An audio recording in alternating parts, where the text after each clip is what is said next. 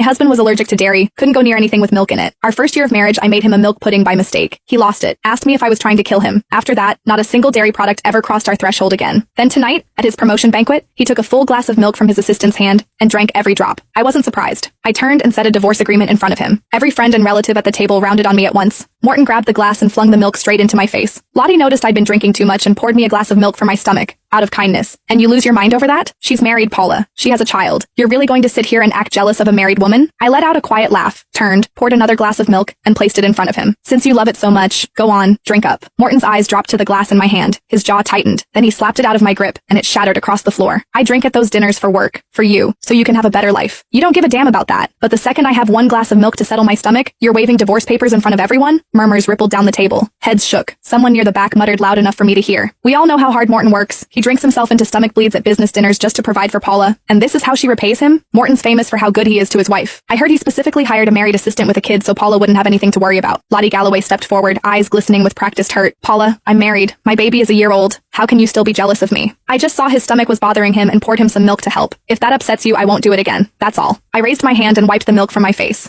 The sour sweet smell punched into my nose and my stomach rolled. I slapped the divorce papers flat on the table. Once we're divorced, you can pour him milk any way you want. It'll be none of my business. When Morton saw I meant it, he snatched the papers from my hands, ripped them down the middle, and threw the halves on the floor, his face dark with fury. I'm not agreeing to a divorce. This is all because I drank a glass of milk Lottie poured? Fine. I won't touch anything she gives me ever again. Happy now? Today is my promotion banquet. Do you have to keep going until you've wrecked it for everyone? Vivian Henson walked over and gave my shoulder a little pat, the way you'd comfort a child throwing a tantrum.